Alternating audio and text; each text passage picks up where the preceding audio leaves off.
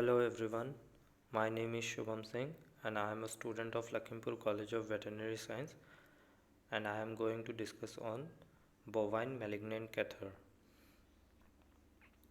This presentation has been prepared by UG student of Lakhimpur College of Veterinary Science, AU, Assam, India. Therefore, information collected by me may not corroborate with the findings of the deep researchers' work carried out in respective field. However, utmost care has been taken by me to provide correct information.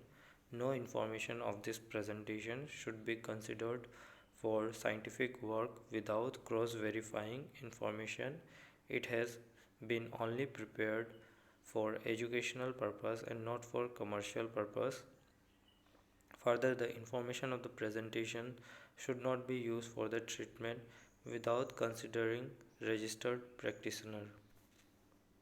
The synonym of the disease are malignant head catarrh, malignant catarrhal fever, head and eye disease, bovine epitheliosis, and snot sick.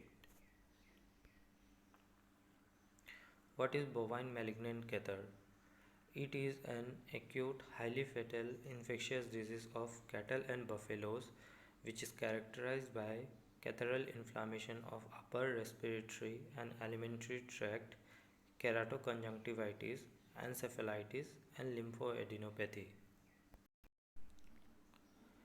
Etiology: the disease is caused by bovine herpes virus.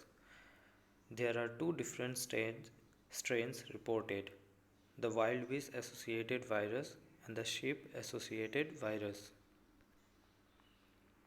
Epidemiology: this disease has been reported from US, Canada, Australia, New Zealand, Europe, Scandinavia, and East Indies. In India, it has been reported from Punjab. Morbidity rate may reach up to 50% and mortality rate is 100%. Wild beast and lambing ewes are apparent carriers and potential source of infection to dead-end host. Reservoir of infection is wild rabbit.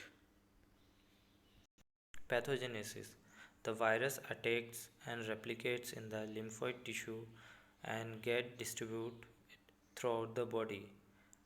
Results in lymphoid hyperplasia and tissue necrosis, which is characterized by widespread vascular, epithelial, and mesothelial lesions. Vascular adventitia is the cause of gross lesion, including epithelial erosion and keratoconjunctivitis. Lymph node enlargement, encephalitis, and tibiotarsal synovitis are the result of vasculitis.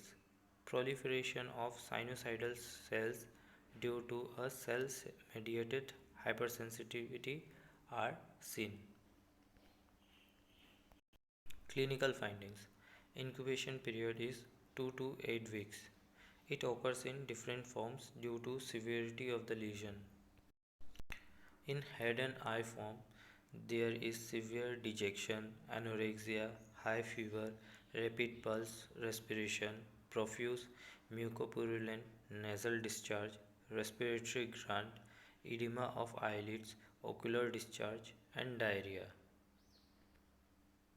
Lymphoadenopathy with enlargement of all superficial lymph nodes is the most consistent sign of the disease. In nervous form, weakness in one leg, incoordination, muscle tremor, head pushing, paralysis, and convulsions can be seen.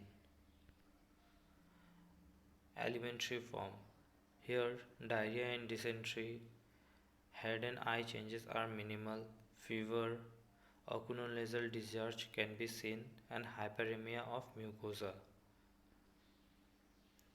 Diagnosis: it can be diagnosed with whole blood, nasal swabs, ocular discharge, or biopsy from lymph nodes.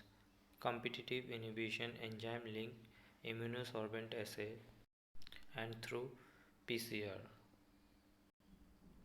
Differential diagnosis: this disease should be differentiated from foot and mouth disease, vesicular stomatitis and vesicular exanthema, mucosal disease and rinderpest, infectious bovine rhinotracheitis, and calf diphtheria. Treatment: oxytetracycline and sulfur drugs should be given, non-steroidal anti-inflammatory drugs and eye drops, and vitamin A. Prevention and control: to educate farmers to minimize the contact between sheep, especially lambing ewes with cattle by avoiding common housing. Then, purchase of sheep from infected areas should be avoided, and inactivated wild associated virus vaccine should be provided. Here are the references from where this presentation have been made. Thank you everyone.